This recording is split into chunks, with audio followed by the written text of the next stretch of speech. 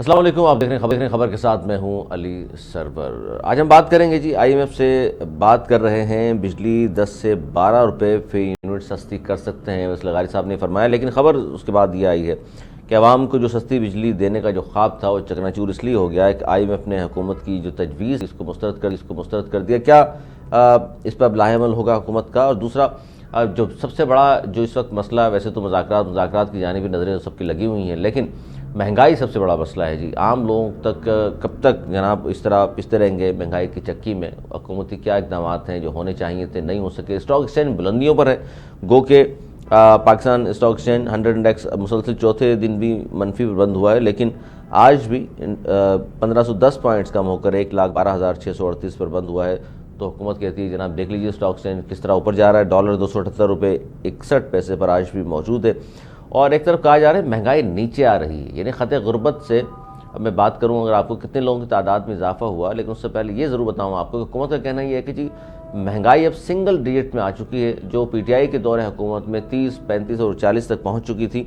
अब ये हैरत अंगेज़ बात है कि महंगाई अगर कम हो रही है तो गरीब लोगों की तादाद क्यों बढ़ रही है? ख़त गुर्बत से मज़ीद 13 मिलियन लोग जो है नीचे चले गए। यानी पीटीआई के दौर में कहा जाता था 45%, अब 55% अफराद ख़त गुर्बत से नीचे ज़िंदगी गुजार रहे हैं। और जब हम ख़त गुर्बत से नीचे ज़िंदगी गुजारने वालों की बात करते हैं तो उनके लिए एक टाइम का खाना भी बमुश्किल पूरा किया जाता है, जब उन लोगों को हम मानते हैं जी ख़त गुर्बत से नीचे ये ज़िंदगी गुजार रहे हैं। इस पर हम बात करेंगे। और आज भी बानी पीटीआई के हवाले से हुकूमत का मौक़िफ़ सामने आया है कि आज उनसे मिलने कोई नहीं गया, और जबकि पीटीआई वाले कह रहे हैं कि हमारी जो मुज़ाकराती टीम को इजाज़त नहीं मिली, जबकि खान साहब मेरा ख्याल है फिर आज इंतजार करते रहेंगे। इसी पर हम बात करेंगे। हमारे साथ बैरिस्टर अली ताहिर साहब मौजूद हैं, पीटीआई के सीनियर रहनुमा। बहुत शुक्रिया आपका।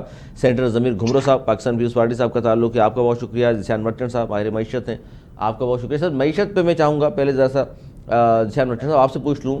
लगारी साहब ने तो कहा है कि आईएमएफ से हम बात कर रहे हैं, बिजली 10 से 12 रुपये फी यूनिट सस्ती कर सकते हैं, लेकिन उन्होंने जवाब दे दिया है। तो सर क्या होगा अब?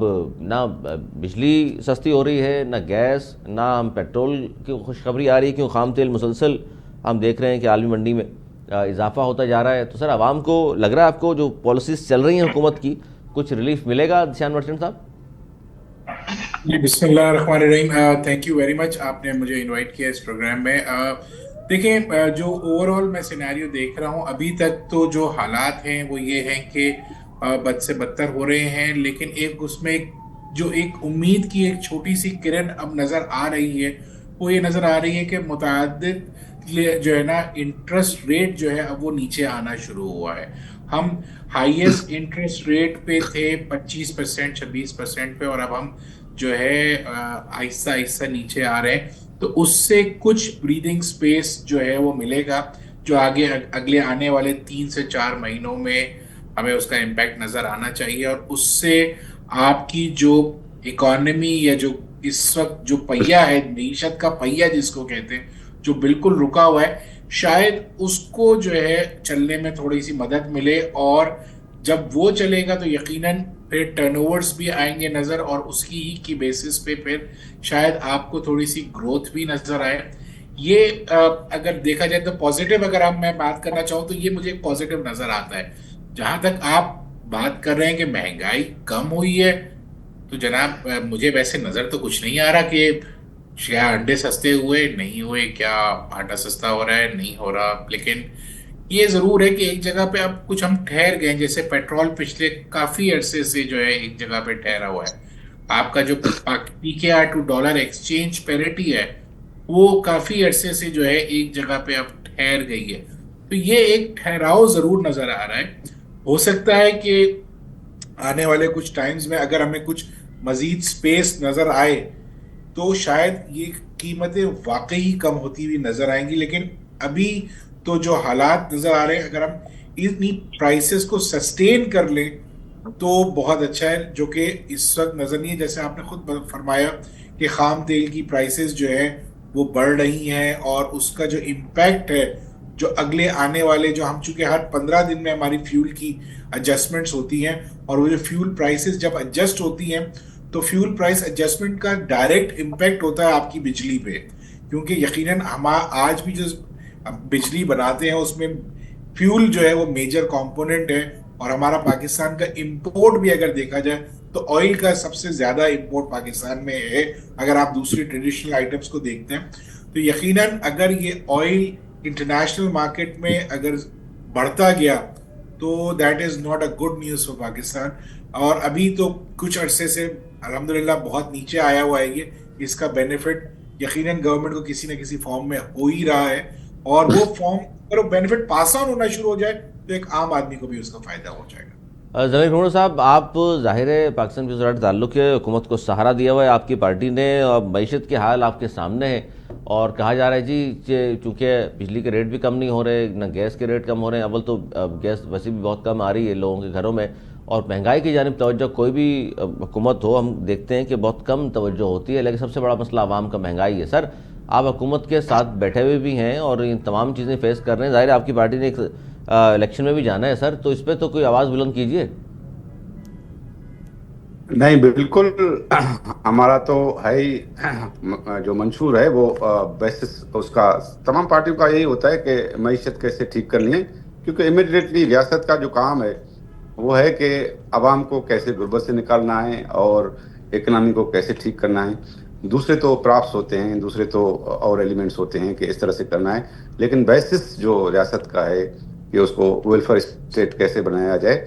और पाकिस्तान का आलमा ये रहा है कि पाकिस्तान जो है वो काफ़ी अरसे से डेट ट्रैप में है। डेट ट्रैप में ये है कि फेडरल गवर्नमेंट के पास फॉर एग्जांपल 10,000 बिलियन जो है वो उसकी इनकम है, तो वो 10,000 बिलियन ही 9.7 बिलियन जो है वो 10,000 बिलियन ही चले जाते हैं डेट रिटायरमेंट में, और फिर 8,000 से 9,000 अरब का कर्जा लेकर फेडरल गवर्नमेंट को चलाया जाता है। This is the biggest issue. तो इस ट्रैप से हम कैसे निकलेंगे? और जो सारी गवर्नमेंट्स ने तो कर्जा ले लिया है, जो भी गवर्नमेंट आती है वो कर्जा लेती हैं आईएमएफ से। आपने शुरू से ही प्रोग्राम चल रहे हैं, अभी भी आईएमएफ ने जो है वो शराइत उनकी बतदरीज जो है वो सख्त होती जा गई, और अभी भी जो है वो मुश्किल से जो है, लोग कह रहे थे कि आईएमएफ के साथ एग्रीमेंट नहीं होगा, लेकिन गवर्नमेंट ने कर लिया।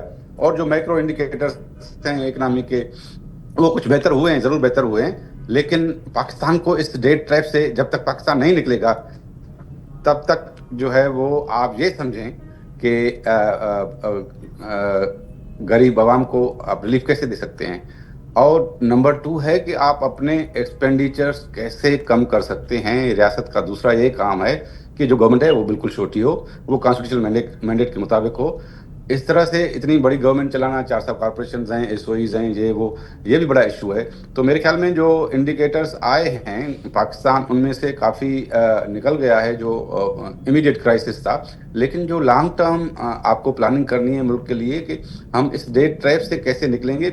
जब तक हम डेट ट्रैप से नहीं निकलेंगे आवाम को इमीडिएट ये तो मिल सकता है कि इंटरनेशनल मार्केट में प्राइसेस कम हो गई, 2-4 रुपये, 10 रुपये, 12 रुपये जो है वो पेट्रोल कम आ गया, फिर बढ़ जाएगा इंटरनेशनल मार्केट में अगर जो है वो प्राइसेस बढ़ेंगी।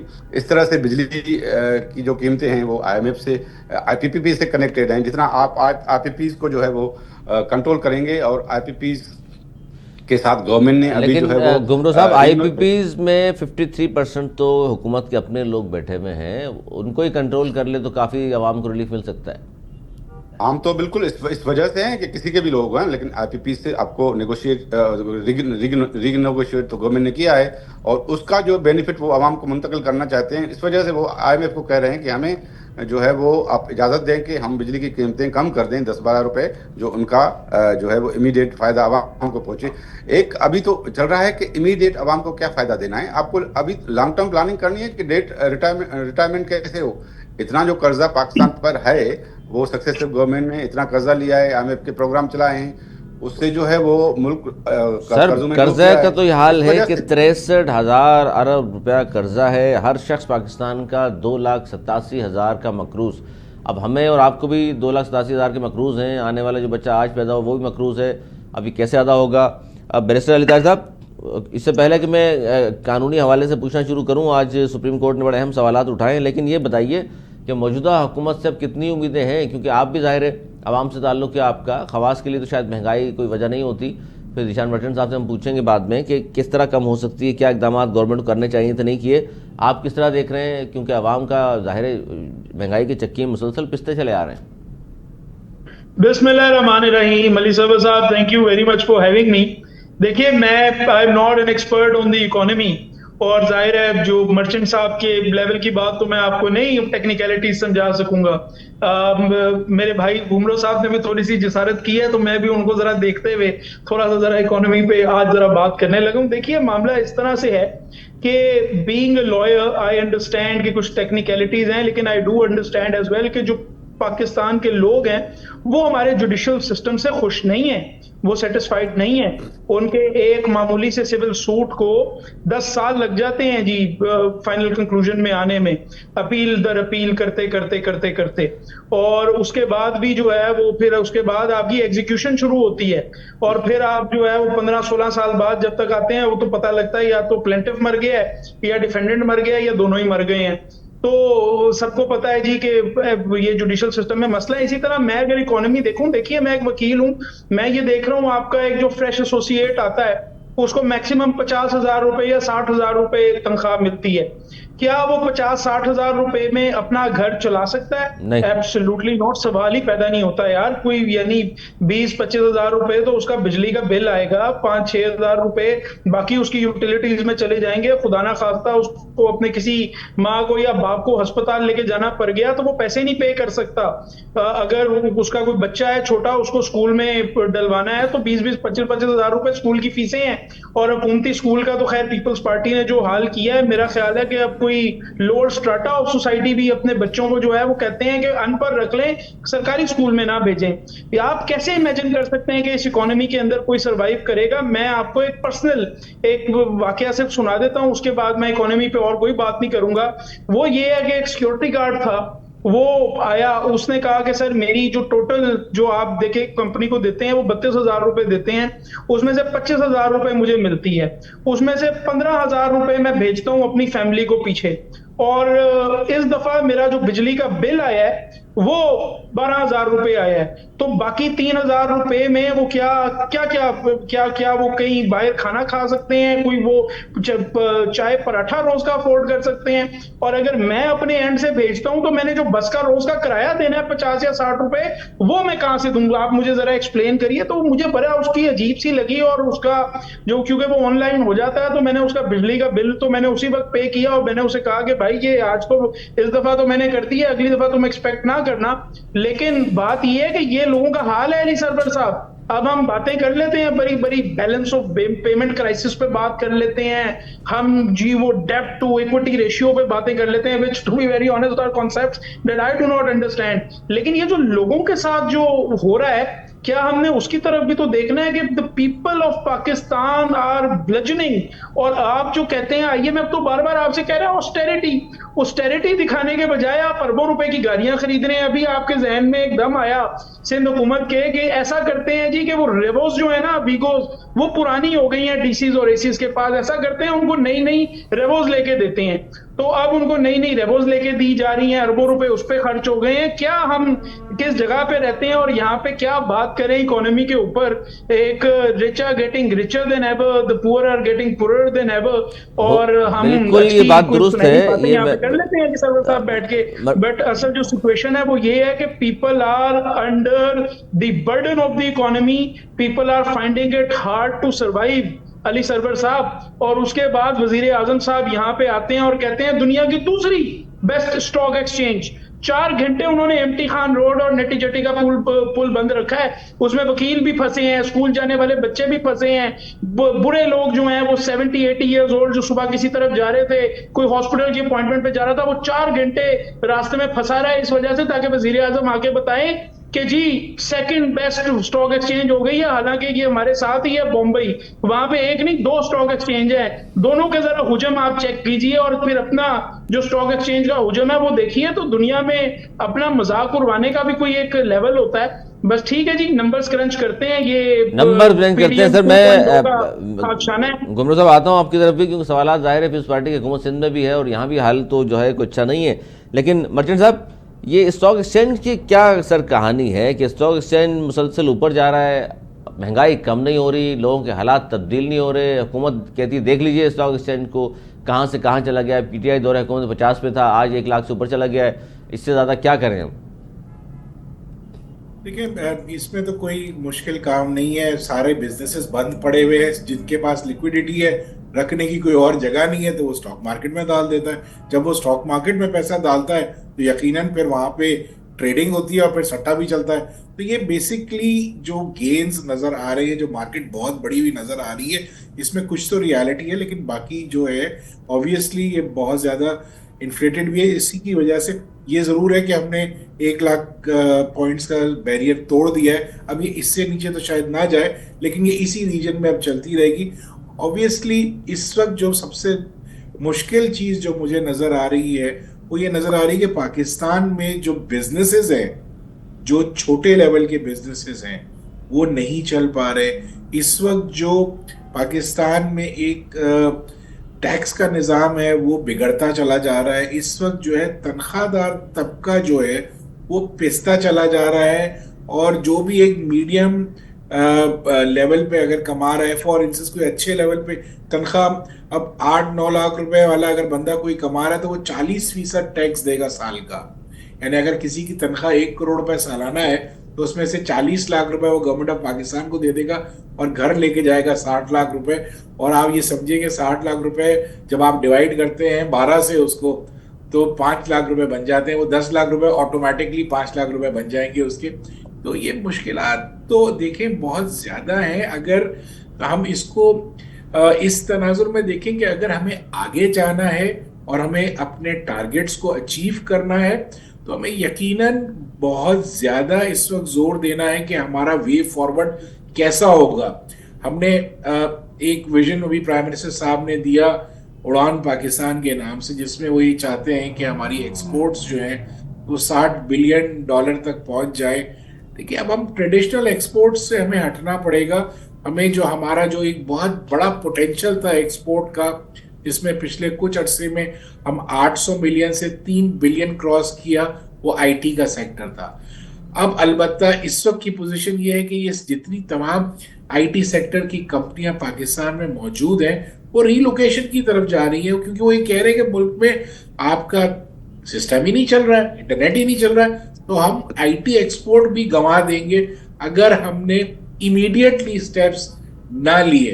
तो अगर हम चाहते हैं कि पाकिस्तान इस डेट ट्रैप से निकले और इस मुश्किलात से निकले कि एक आम आदमी को उसका फायदा पहुंचे, तो हमें ग्राउंड रियलिटीज पे देखना पड़ेगा।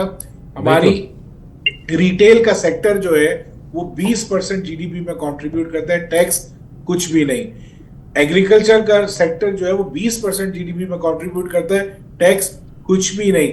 तो ये 40% जो आपके जीडीपी में कंट्रीब्यूट करते हैं वो टैक्स में मेरे ख्याल से 2-3% से ज्यादा नहीं देते। ये बहुत बड़ी डिस्पैरिटी है। तो आप ये नहीं कर सकते कि जैसे अभी बात हो रही थी कि अमीर से तर होता चला जाए। आपको जो ज्यादा कमा रहा है उसको टैक्स लगाना पड़ेगा और जो कम कमाता है उससे टैक्स को कम करना पड़ेगा, तभी जाके ये जो एक डिफरेंस बहुत बड़ा डिवाइड क्रिएट हो रहा है। आपने फरमाया 55% लोग गुर्बत की लकीर से नीचे चले गए, ये और ज्यादा चले जाएंगे क्योंकि आप इस वक्त हैवी टैक्सेशन में हैं। आप इस वक्त हैवी जो आपको रीपेमेंट ऑफ लोन करनी है उसका टारगेट बहुत ज्यादा है। गुमरो साहब ने जैसे फरमाया कि आपके खर्चे बहुत ज्यादा अनकंट्रोलेबल हैं। वैसे साहब ने फरमाया कि ऑस्टेरिटी मेजर्स नहीं हो रहे। ये सारी फैक्ट्स हैं। अगर इनके ऊपर जो है गवर्नमेंट काबू करे, और जो कि हर गवर्नमेंट मेरे ख्याल से करना चाहेगी। नहीं तो काबू थे अपने मर्चेंट साहब, पीटीआई के दौरे हुकूमत में कहा जाता है जीडीपी 6.1 थी, तो उस वक्त कंट्रोल थे और मैशत बेहतर थी। ये बात दुरुस्त है या सिर्फ दावा है? ये देखिए ये बात तो आप देखें ना कि टैक्स टारगेट्स तो अचीव हो रहे थे। 6 ट्रिलियन का हमने टारगेट अचीव किया, फिर हमने 9 ट्रिलियन का टारगेट अचीव किया। अब हम अपने टारगेट्स को तो अचीव करेंगे, तो कहीं ना कहीं इसका मतलब पोटेंशियल तो आपकी इकोनॉमी में कहीं ना कहीं है। हम उस पोटेंशियल को एक्सप्लोर नहीं कर पा रहे। प्रॉब्लम हमारे साथ ये है कि जब हम कोई अच्छी चीज में चल पड़ते हैं, 1 step forward and 2 steps back वाली हमारी पोजीशन है। अनफॉर्चुनेटली मैं ये समझता हूं कि अगर हमें इस लीग से निकलना है तो एज अ नेशन हमें ये डिसाइड करना पड़ेगा कि Pakistan should be first, Pakistan first and rest everything is rest. अभी हम एक छोटे से केक में से खा रहे हैं। जब तक केक का साइज बड़ा नहीं करेंगे, शेयर बड़ा नहीं होगा। आप केक का साइज बड़ा कर दीजिए, चीजें बेहतर हो जाएंगी। हमें जो है वो प्रिंसिपल डिसीजंस लेने होंगे कि हमारा फोकस होना चाहिए कि हम अपनी जो डोमेस्टिक कंडीशन है उसको इंप्रूव करें। देखिए पाकिस्तान दुनिया की 5वीं बड़ी पॉपुलेशन है, तो हमारे पास दुनिया का 10वां बड़ा रिटेल सेक्टर है हम लोग, तो हमारे पास तो जितनी प्रोडक्शन हो यही खपत हो जाएगी। एक्सपोर्ट तो हमें बाद में हमारी प्रेफरेंस होनी चाहिए। फर्स्ट हमारी चीज होनी चाहिए कि डोमेस्टिकली हम चीजों को कैसे सही करें। हमारे पास बम्पर क्रॉप होती है वीट की, जाया हो रही है, हम एक्सपोर्ट कर देते हैं। शुगर अच्छी हुई, एक्सपोर्ट कर देते। पहले डोमेस्टिक मार्केट को केटर कीजिए। पहले ये जो गुर्बत वाली बात जिसपे हम लोग हर रोज हर जगह पे बात कर रहे होते हैं, अगर हमारी बम्पर क्रॉप्स होती है तो पहला फायदा पाकिस्तान के लोगों को होना चाहिए। फिर हम बाहर जाने की बात करें, अपने लोगों में उनको जब नीचे प्राइसेस मिलेंगी तो एक इकोनॉमीज बढ़ेंगी। देखिए मेरा टेक होम अगर ज्यादा होगा तो मैं खर्चा करूंगा, मैं जितना खर्चा करूंगा उतनी डिमांड बढ़ेगी, जितनी डिमांड बढ़ेगी इंडस्ट्री की प्रोडक्शन बढ़ेगी, जितनी इंडस्ट्री की प्रोडक्शन बढ़ेगी आपके रेवेन्यूज बढ़ेंगे, जितने रेवेन्यूज बढ़ेंगे उतना टैक्स बढ़ेगा। तो ये एक दूसरे के साथ हर चीज लिंक्ड है। बिल्कुल तो इसको अगर आप ठीक करना चाहें तो अच्छी तरीके से हो सकता है, हो सकती है। ये तमाम चीज़ें बयान कर दी हुसैन मर्चेंट साहब ने, बहुत शुक्रिया हुसैन मर्चेंट साहब। अब थोड़ी सी मैं सियासी हवाले से भी बात कर लूँ और कानूनी पहलू पे भी। घुमरो साहब, सुप्रीम कोर्ट में आज जो मिलिट्री कोर्स के हवाले से बात हो रही है उस पर आज उन्होंने कहा है कि जी मिलिट्री कोर्स में कौन सा केस चलना चाहिए और कौन सा एटीसी कोर्ट में जाएगा, ये तफरीक कैसे होगी, ये बहुत बड़ा सवाल रखा है सुप्रीम कोर्ट ऑफ पाकिस्तान ने। आपका ताल्लुक जाहिर है हुकूमत को जो सपोर्ट कर रहे हैं उनमें शामिल हैं आप भी माहिर कानून के तौर पर, क्या समझते हैं ये तफरीक कैसे होगी सर फिर, कि कौन सा केस जाना चाहिए एटीसी कोर्ट में और कौन सा जाए मिलिट्री कोर्ट्स में?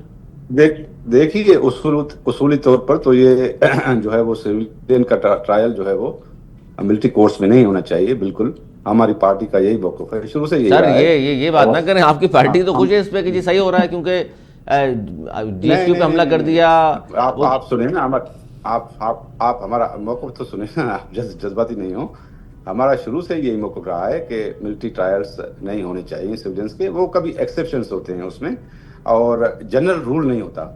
ये कोर्ट्स भी यही बात कर रही थी कि कौन होना चाहिए कौन नहीं होना चाहिए, जनरल रूल नहीं होता, एक्सेप्शंस होते हैं। वो कौन से एक्सेप्शंस होने चाहिए, वो कोर्ट कौन से एक्सेप्शन मानती है, क्योंकि लोगों के फंडामेंटल राइट्स हैं सिविलियन ट्रायल्स का। और वर्ल्ड में तो जूरी सिस्टम है, हमारे यहाँ जूरी सिस्टम खत्म हो गया था, लेकिन वो इवन क्रिमिनल्स को जो है वो अपनी सोसाइटी में आप देखें बाहर में अपने पीस जो है वो सजा देते हैं।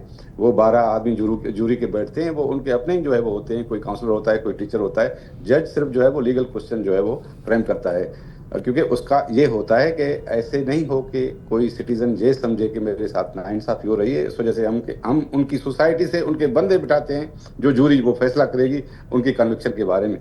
तो दुनिया में यही है जनरल प्रिंसिपल के ट्रायल्स सिविलियन होंगे, सिविलियन के ट्रायल्स सिविलियन करेंगे और अपने पीस करेंगे।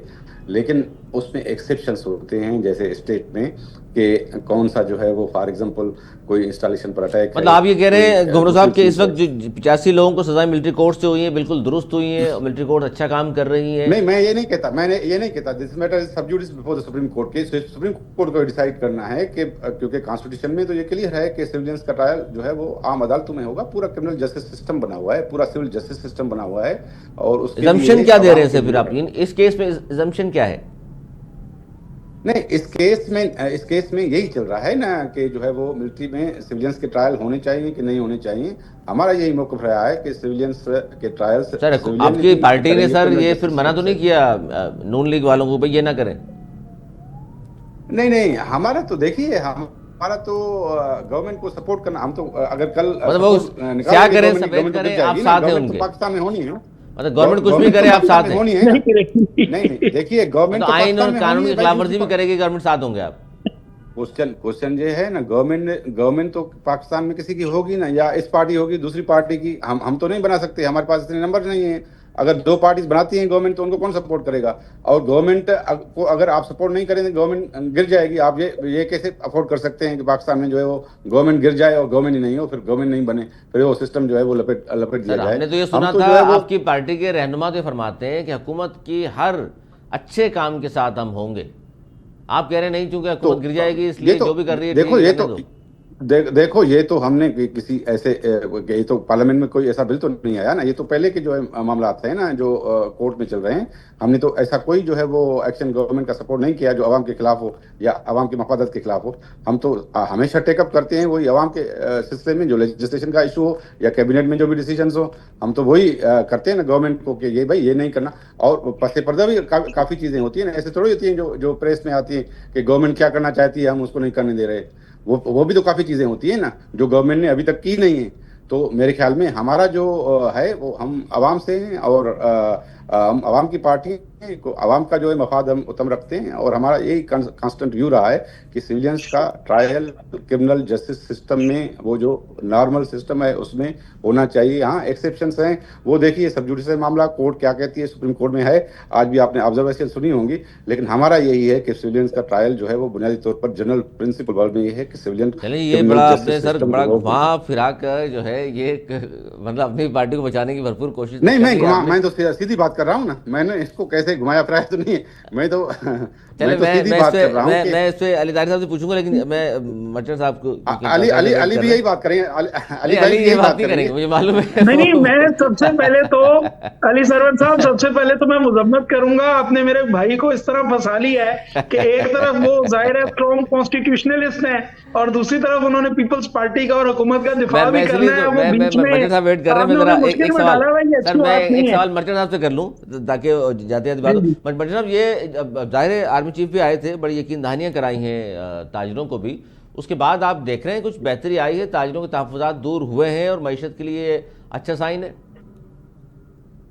देखिए, मैं ये समझता हूँ कि इस वक्त तो जो हम स्टेटस को पे हैं, इस वक्त मुझे कोई ऐसी कोई बहुत ज़्यादा जो है जुम्बिश नज़र नहीं आ रही कि चीज़ें ठीक होने की तरफ जा रही हैं। क्योंकि इस वक्त सबसे बड़ा मसला एक आम बिजनेसमैन का ये है कि उसको जो है 50% जो है इनकम टैक्स देना है, फिर उसके बाद उसको 10% जो है वो सुपर टैक्स देना है। इसी तरीके से जो कॉरपोरेट कंपनीज हैं उनको 30% इनकम टैक्स है, 10% सुपर टैक्स है और 15% डिविडेंड है। तो ये 60-65% जो है इनकम्स का अगर आप टैक्स में दे देंगे तो फिर आप अपने पास टेक होम क्या लेके जाएंगे? जब तक इन चीजों को आप नहीं ठीक करेंगे, इंटरेस्ट रेट्स को आप ठीक नहीं करेंगे, इन्फ्लेशन को कम नहीं करेंगे, रियल इन्फ्लेशन जो कीमतें कम होती हुई नजर आए, बुकिश नंबर नहीं होना चाहिए, मंथ टू मंथ इन्फ्लेशन तो वाकई कम हो रहा है, लेकिन क्या ग्राउंड रियलिटी पे वो इन्फ्लेशन कम होता हुआ नजर आ रहा है? क्या जो अशियाए खुर्दोनोश की कीमतें हैं वो कम होती हुई नजर आ रही हैं? जब तक ये चीजें ठीक नहीं होंगी तो आप ये एक्सपेक्ट ना करें कि हम ओवरनाइट कोई चेंज करेंगे। Yes, there can be a plan for let's say 2 years कि हम 2 सालों में जो है यहां से ट्रेजेक्टरी को लेके जाएंगे और आहिस्ता आहिस्ता करेंगे, लेकिन वो प्लान नजर आना चाहिए, वो प्लान डिस्कस होना चाहिए, उसमें स्टेक होल्डर्स को ऑन बोर्ड लें, क्योंकि स्टेक होल्डर्स से ही आप टैक्स लेते हैं। मैं हमेशा एक छोटी सी बात कहता हूं कि जो आप हमसे 30-40% टैक्स ले रहे हैं तो आप हमारे 30-40% के पार्टनर्स हैं और पार्टनर्स के साथ अच्छा सलूक किया जाता है, पार्टनर्स का ख्याल रखें। बहुत शुक्रिया सैन मर्चेंट साहब, आपका बहुत शुक्रिया, वक्त दिया आपने। बैसल अली साहब क्या कहेंगे सर? ये जाहिर है घुमरो साहब ने तो कहा है जी हम तो इन चीज़ों की कभी हक में नहीं है, लेकिन जाहिर है हुकूमत को सपोर्ट किया हुआ है, तो हुकूमत जो कर रही है जाहिर है में सपोर्ट तो करना पड़ेगा, क्योंकि वो और बात है कि किसी को एतराज़ है तो फिर होता रहे, ये मतलब है। फिर आसान अल्फाज में तशरीह की है मैंने घुमरो साहब की माजरत के साथ। अली ताहिर साहब क्या कहेंगे आप? देखिए, बात असल में ये है अली सरवर साहब कि घुमरो साहब himself is a strong constitutionalist और वो अखबारात में लिखते भी रहे हैं और कॉन्स्टिट्यूशनल सुप्रीमेसी के ऊपर उनकी बड़ी तहरीरें भी हैं। और मेरे मतलब इवन अदरवाइज जो है अगर आप देखें तो एक ज्यूरिस्ट था जिसका नाम था ग्लोवर, उसका कहना यह था कि अगर आपने कभी लीगल हिपोक्रेसी, वो ज्यूरिस्प्रूडेंस पे वो लिखता था, वो कहता था अगर आपने कभी लीगल हिपोक्रेसी अनकवर करनी हो तो आप फिर एक्सेप्शंस की बात करते हैं। और वो इस तरह करते हैं कि अगर आप किसी इजराइली से पूछेंगे, अगर आपको इजराइली की जो फॉरेन मिनिस्ट्री है उसके आप देखिए सारे के सारे स्टेटमेंट्स, तो वो आपसे कहेगी कि जी लोगों का कत्लेआम तो बड़ी बुरी बात है, जेनोसाइड बड़ी बुरी बात है, इंटरनेशनल लॉ को जो है वो वायोलेट नहीं करना चाहिए, आईसीजे की बात भी माननी चाहिए, यूनाइटेड नेशंस की बात भी माननी चाहिए, लेकिन फलस्तीनियों के बारे में वो नहीं मानी जा सकती क्योंकि हमारे ऊपर जो है ना वो हमारी इंस्टॉलेशंस के ऊपर हमले कर रहे हैं, तो इनके हम मिलिट्री ट्रायल्स भी करेंगे, इन पे बमबारी भी करेंगे और इनका कत्लेआम भी करेंगे। तो यहाँ पे वो कहता है कि असल में वो अपने लिए जो एक एक्सेप्शन निकाल रहे हैं, that is a legal hypocrisy. और वही लीगल हिपोक्रेसी नजर आती है जब आप कहते हैं कि जी वैसे तो मिलिट्री ट्रायल्स नहीं होने चाहिए, लेकिन चूंकि तरीके इंसाफ के वर्कर हैं और वो इस वक्त जो है सबसे पॉपुलर जमात है मुल्क की और वो आपसे कंट्रोल नहीं हो पा रही, उसकी वजह से जैसे मर्चेंट साहब कह रहे थे कि आईटी कंपनियां निकल रही हैं, और क्यों निकल रही हैं जी कि वीपीएन लगाना पड़ रहा है, वीपीएन भी आप बंद कर रहे हैं, इंटरनेट भी बंद कर रहे हैं, क्यों बंद कर रहे हैं? आपकी एक जिद है, और जिद ये है कि जी एक बंदे की जिद है कि मैंने ये लाल लाइन लगा दी है, वो अवाम उस लाल लाइन को मानने को तैयार नहीं है। वही आपको ये मिलिट्री ट्रायल्स में नजर आती है कि एक जिद है इंस्टीट्यूशनल कि नहीं भाई, अगर सुप्रीम कोर्ट ने, और सुप्रीम कोर्ट तो फैसला दे चुकी है, वो जरा 5 रुकनी जो फैसला है, मैं समझता हूं अली सरवर साहब, अल्लाह की कसम इस वजह से नहीं कह रहा because I am from PTI, but मैं कहता हूं वो ऐसा फैसला है कि वो दुनिया में लॉ स्कूल्स में आने वाले वक्तों में पढ़ाया जाएगा। जस्टिस आयशा मलिक ने क्या खूबसूरत अंदाज से सारी चीजें जो हैं उसके अंदर सामने लिख दी हैं, हर एंगल कवर कर दिया। ये कैसे हो सकता है कि एग्जेक्टिव जो है वो खुद ट्रायल करे? कल को एग्जेक्टिव अगर इसी तरह ट्रायल करनी शुरू हो गई तो आप समझिए, लेट्स अज्यूम, चलें जी आपने आज कॉन्स्टिट्यूशनल बेंच ने ये पावर दे दी कि आप ट्रायल करें, और कल को पीटीआई की हुकूमत आए और वो कहें जी कि बिलावल भुट्टो साहब का ट्रायल हम करेंगे और ट्रायल तो कर उनको सजा दे दें, तो क्या बनेगा? मैं तो उसको सपोर्ट नहीं करूंगा अली सरवर साहब। कॉन्स्टिट्यूशनल बेंच ने नंबर 2, नहीं तो कॉन्स्टिट्यूशनल बेंच ने इजाजत दी है तो उसको भी इसका मतलब आप कह रहे नहीं, हैं अब आप देखिए ना जो आज कार्रवाई हुई कॉन्स्टिट्यूशनल बेंच में अली सरवर साहब, अगर आपने देखा हो, मैं आपको ये प्रेडिक्शन दे रहा हूं कि वो कॉन्स्टिट्यूशनल बेंच जो कार्व आउट सुप्रीम कोर्ट से इस वजह से की गई अर्जेंसी के अंदर, लोगों को अगवा कर एक आईनी तरमीम करवाई गई और उसको बनाया गया ताकि वो हुकूमत के हक में फैसले दे, मैं ये आपको आज प्रेडिक्शन दे रहा हूं कि वही कॉन्स्टिट्यूशनल बेंच भी इससे एग्री नहीं करेगा। ये कॉन्स्टिट्यूशनल बेंच भी इनको अनकॉन्स्टिट्यूशनल करार देगा क्योंकि ये one of the most fundamental principles of law है।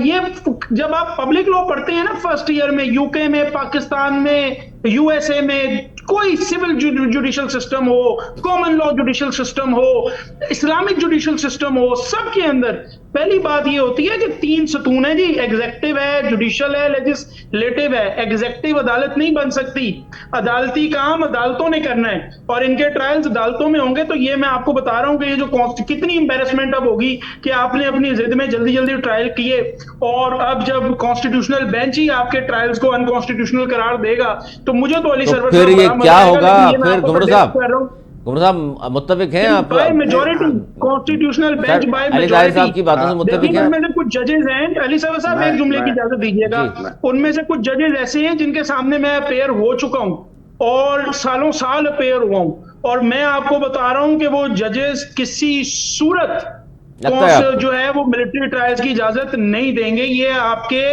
वर्ल्ड फेस एम्बेरसमेंट होगी हुकूमत को भी और इंस्टीट्यूशन को भी। क्या कहें घुमरो साहब, ये गुफ्तगू आपने सुनी, इन दलाइल का क्या जवाब है आपके पास? भाई अली भाई का के उसका जवाब ये है कि जो हिपोक्रेसी लीगल वो होती है जब एक दिन आप कहें कि मिलिट्री कोर्स बननी चाहिए, दूसरे दिन आप कहें कि मिलिट्री कोर्स नहीं हो, जब अपने ऊपर आ जाए। पीटीआई ने हमेशा सपोर्ट किए थे मिलिट्री कोर्स को अपनी गवर्नमेंट में, अभी जब अपने पास बात आई है तो तभी मुखालफत कर रहे हैं। बाकी दूसरे लोगों के लिए उन्होंने सपोर्ट किया था मिलिट्री कोर्स को, हमेशा पीटीआई सपोर्ट करती थी, पावर में जब थी मिलिट्री कोर्स होने चाहिए।